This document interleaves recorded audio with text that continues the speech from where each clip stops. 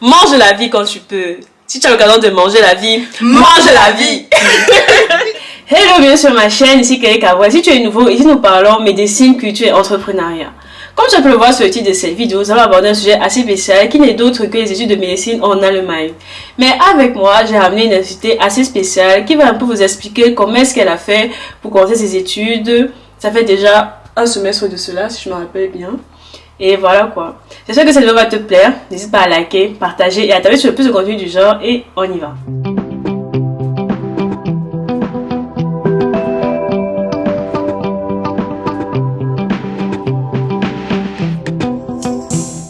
Alors, le thème de cette vidéo, c'est quitter son pays d'origine pour l'Allemagne. Alors, avant de commencer cette vidéo, je t'invite franchement à aller regarder la vidéo que j'ai faite dans la première partie pour expliquer un peu comment est-ce que tu peux faire pour venir étudier médecine en Allemagne. Mais comme dit, j'ai trouvé qu'il aurait été judicieux d'avoir un exemple sur place pour vraiment t'éclaircir et voir en fait que la méthode marche. Je n'ai ramené personne d'autre que ma petite sœur qui étudie actuellement médecine donc au premier semestre et qui va donc rapidement se présenter. Bonjour tout le monde, je m'appelle Serena, je suis la petite sœur de Carly et j'étudie médecine en ce moment en Allemagne. Voilà. Ok. Comme dit, j'ai préparé quelques questions qui sont sur mon téléphone et je vais un peu te laisser de l'espace vu que tu es le sujet principal de cette vidéo.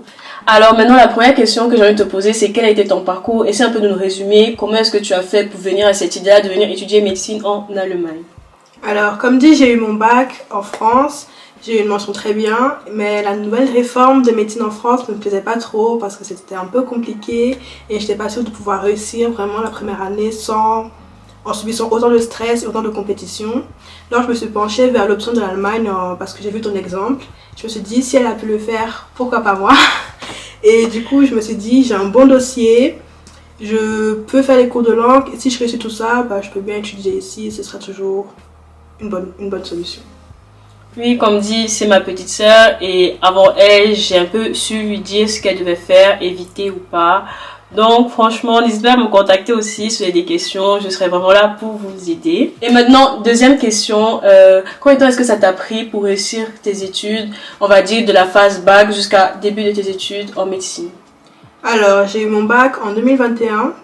Après, j'ai pris un an de cours de langue et j'ai passé toutes mes épreuves et j'ai aussi passé le TMS, tout passé et j'ai commencé mes études en septembre 2022, c'est-à-dire un an à peu près. Ok, super. Quelles ont donc été tes difficultés? Alors, comme dit la plus grande difficulté, c'est la langue, parce qu'il faut vraiment apprendre l'allemand et passer les épreuves pour pouvoir étudier en Allemagne. Mais sinon, à part ça, bon, les études sont difficiles, ça on le sait, on y est préparé. Mais sinon, c'était vraiment la langue le plus difficile, ouais.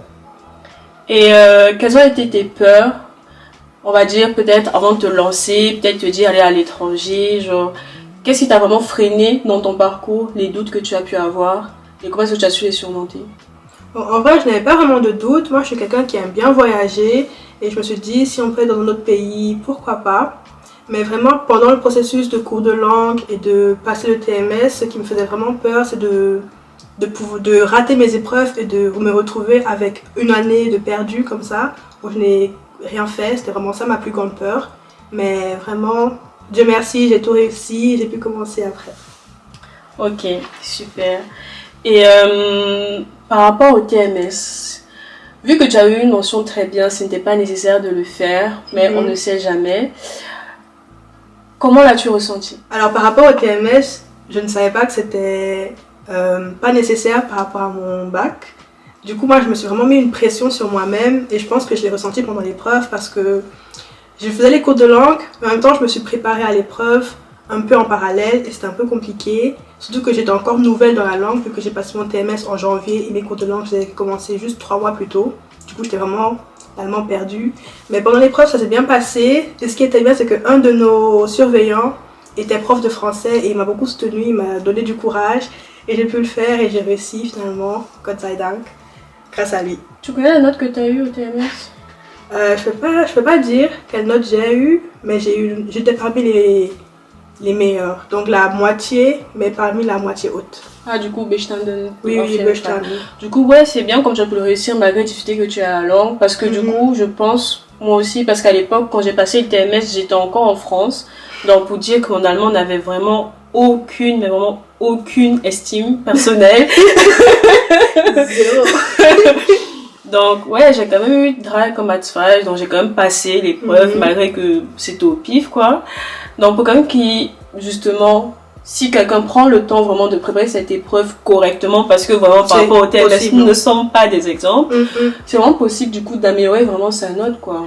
Alors, pour quelqu'un qui aimerait commencer, quels conseils est-ce que tu aurais, quelles astuces est-ce que tu aurais pour cette personne-là? Foncez. Franchement, je suis vraiment contente d'avoir fait ce choix dans ma vie. Et l'Allemagne, comme dit, c'est beaucoup plus chill ici parce qu'il n'y a pas la compétition avec les autres étudiants. On est vraiment une communauté d'étudiants qui s'entraident. Comme par rapport à la France, les étudiants se bon, battent. C'est un peu... Moi j'ai l'impression que j'ai eu à ma PACES, c'était plus genre, justement, cet effet de compétition. J'ai entendu des histoires hyper tristes quand même, genre des amis qui se sont brisés à cause de la PACES et tout. Mais toi, t'as pas fait de PACES, comment est-ce que tu savais?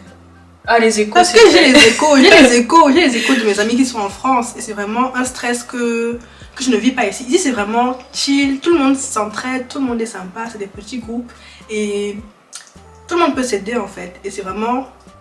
Les Allemands, j'ai l'impression pour passer les épreuves même, ils ne stressent pas trop. Du coup, je suis dans une situation où je ne stresse pas. Bon, je stresse, mais je ne stresse pas beaucoup.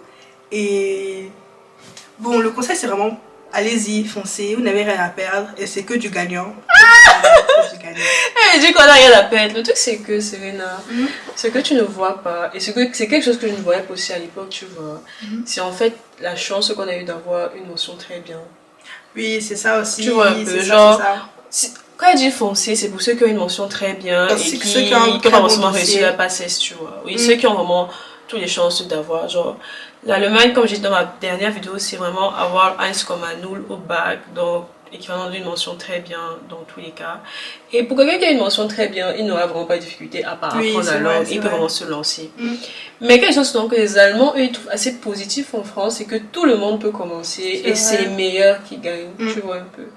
Moi, personnellement, moi j'ai envie de dire, c'est aussi une question d'état d'esprit, tu vois.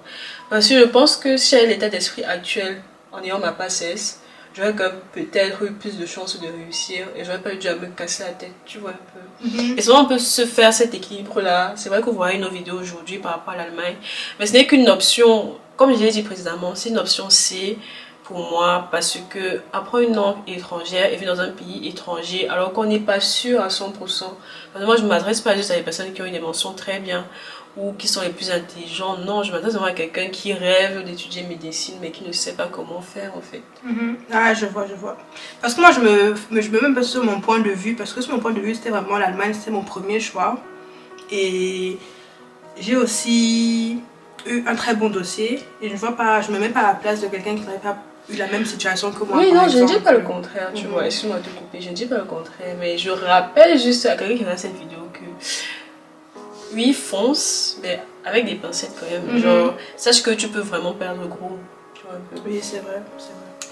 Et maintenant, Serena, parlons un peu d'un côté un peu plus intéressant, un peu moins scolaire, stress et tout ça.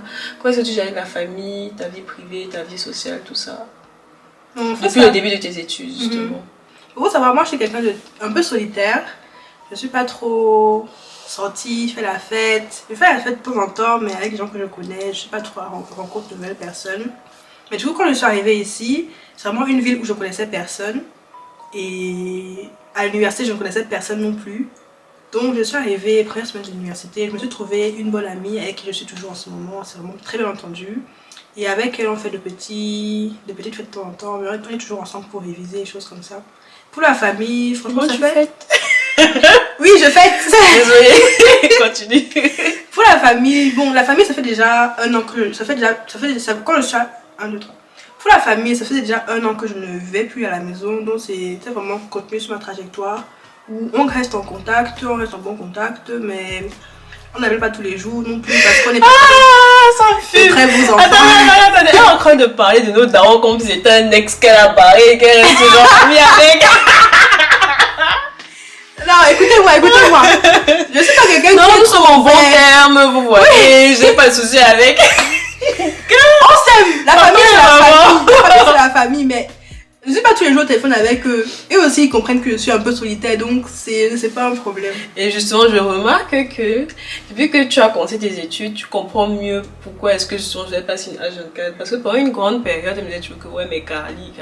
Moi, je me disais, mais you don't know what I'm living C'est out ça. here. Mais parce que moi, j'étais dans la position de l'enfant qui est toujours à la maison. Et on se voit tous les jours avec mon petit frère. Mais Carly, donc, quoi, elle a disparu comme ça. Moi, j'étais en mode, mais maintenant, je comprends parce que. La vie devient compliquée. Plus que moi. La vie devient très compliquée. Mais bon. Et un sujet assez intéressant, encore, ta santé mentale. Comment tu fais face à l'échec? Parce que il faut qu'on parle de ça. Jesus Christ. Donc, comme dit, j'ai toujours été une bonne élève, que ce soit à l'école primaire, au lycée, pendant les cours de langue, tout se passait bien. J'ai toujours réussi. Ça va qu'elle a passé son DSA du premier coup. J'ai passé mon DSA du premier coup. Moi, j'ai composé 7 fois. Pas le DSA, mais un autre examen, mais juste j'ai pour passé. dire, Donc, j'ai toujours réussi. Et c'était réussi sans trop d'efforts, n'est-ce pas? Parce que j'ai une bonne mémoire. Donc, j'arrive ici. Jesus Christ. J'arrive ici. L'école commence en octobre. Je vais en cours. Déjà, l'allemand me tape. Ça tabasse. L'allemand me fracasse. Je ne comprends pas la moitié de mes cours quand j'arrive. Et le premier épreuve qu'on a, c'est la chimie. Et c'est en décembre. Donc, seulement 2 mois après qu'on ait commencé les cours, on a la première épreuve de chimie. Donc, moi, je continue dans ma petite lancée de bonne élève. J'écoute en classe. Je révise un peu comme ça chez moi. J'ai trop minimisé l'épreuve là. J'ai fait ma première épreuve de chimie et j'ai raté. Mais pas raté, j'ai raté mon self-esteem. Nicht bestanden. Quand j'ai lu ça... Elle a fait une mention scientifique, chimie c'était sa matière, tout ça. Franchement, moi... Nous sommes dans 2 universités différentes et nous sommes dans les 2 systèmes allemands justement différents. Moi je fais le modèle Studiengang, elle fait le Regel Studiengang. On peut aussi faire une autre vidéo par rapport, je pense, pour un peu expliquer les différences parce que les modèles Studiengang en Allemagne sont un peu différents. Bref, petite parenthèse. Et moi c'est complètement différent d'elle en fait. Moi j'ai des compos chaque 3 semaines, elle a des compos genre en fin de semestre, tout ça, mais elle doit continuer à apprendre en même temps. Elle a des pratiquums en même temps. Oui, j'ai beaucoup de choses. Bref, des gros choses en même temps. Et c'est vrai que franchement, quand tu as échoué ta première épreuve, j'étais en mode c'est tôt, surtout échouer c'était ta première épreuve. Échouer sa première épreuve, ça fait mal. Ça sape vraiment le moral. Mais je pense aussi qu'avec le temps, toi aussi j'ai commencé à avoir genre un certain doute. C'est moi qui t'ai trop fait peur à cause du rite de Facebook. Non, mais genre, des fois, je me rappelle quand tu m'écrivais et tout, tu nous disais que tu veux pas les composer ou des trucs du genre. Oui. Ça, c'est vraiment des choses auxquelles je pense que les gens ne se rendent pas compte à quel point c'est quand tu survis à ça que maintenant tu en ris, tu vois. Oui, mais pas que tu le vis, c'est vraiment pas évident. Sans te couper, je voulais continuer de parler justement par rapport à cette expérience d'échec. Donc j'ai fait cette épreuve là, c'était vraiment un coup de jeu pour moi, mais heureusement j'ai trouvé des amis ici qui ont pu m'aider. Et après j'ai passé le rattrapage, j'ai bien passé, tout s'est bien passé, mais franchement, merci.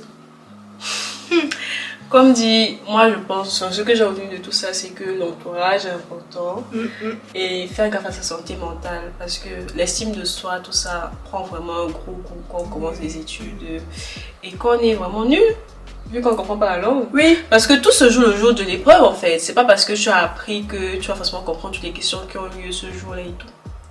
Donc ouais, je suis quand même fière de toi et tout, mais... J'ai réussi donc. Ouais.